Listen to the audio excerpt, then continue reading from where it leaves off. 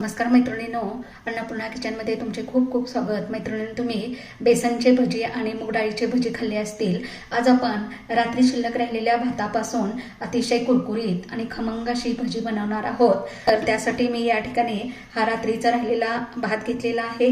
2 चमचे तांदळाचे पीठ घेतलेले आहे, 2 चमचे बेसन घेतलेलं आहे. या ठिकाणी 2 मोठ्या हिरव्या मिरच्या घेतलेल्या आहेत, आलं लसूण घेतलंय, कोथिंबीर घेतलेली आहे. सुरुवातीला मी कोथिंबीर, आलं लसूण आणि मिरच्या या ठिकाणी याची पेस्ट करून घेत आहे. तर येथे तुम्ही बघू शकता आपली या ठिकाणी अशी बारीक पेस्ट झालेली आहे. आता हे बेसनचं पीठ आणि तांदळाचं पीठ यामध्ये मी घालून घेत आहे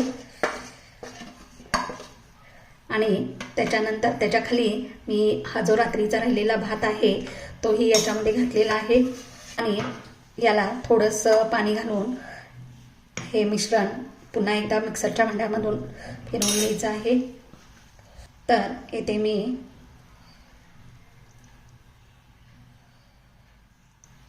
5 चमचा पाणी घातलेलं आहे. इथे बघू शकता आपलं हे बॅटर अगदी असं झालेलं आहे. आता हे एका भांड्यात काढून घ्यायचं आहे. आता यामध्ये बाकीचे आपण मसाले घालणार आहोत. चिमूटभर मी हळद घालत आहे. इथे मी ओवा घेतलेला आहे, तो थोडा हातावरती चोळून घालत आहे म्हणजे त्याचा स्वाद चांगला यामध्ये येतो. आणि याच्यामध्ये मी चिमूटभर खायचा सोडा घालत आहे.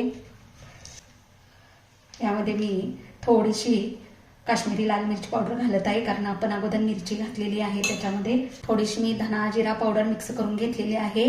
ही धना जिरा पावडर ऑप्शनल आहे, तुम्हाला आवडत असेल तर तुम्ही घालू शकता, नाही घातली तरी काही हरकत नाही. आणि सगळ्यात शेवटी याच्यामध्ये मी चवी पुरतं मीठ घालत आहे. हे सर्व आपण या मिश्रणामध्ये एकजीव करून घेणार आहोत. तुम्ही चमच्याने किंवा हाताने केलं तरी चालेल. हाताने केलं तर अगदी छान मिक्स होतं. इथे गॅसवरती मी तेल गरम करण्यासाठी ठेवलेलं होतं, तेही व्यवस्थित गरम झालेलं आहे. भजी छान असे याच्यामध्ये सोडायचे आहे. भजी वरून लालसर दिसायला लागल्यानंतर याला थोडंसं हलवून घ्यायचं आहे. गॅसची फ्लेम मिडियम ठेवायची आहे, म्हणजे आतून आणि बाहेरून भजी चांगले त्या ठिकाणी भाजले जातील.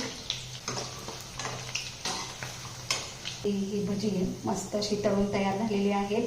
आता याला मी एका टिश्यू पेपरवरती काढून घेत आहे. तेल सगळे याचं मी तळून घ्यायचं आहे. बघू शकता रात्रीच्या शिल्लक राहिलेल्या भातापासून मस्त अशी आपण या ठिकाणी भजी केलेली आहेत. कुरकुरीत आणि खमंग अशी भजी केलेली आहेत.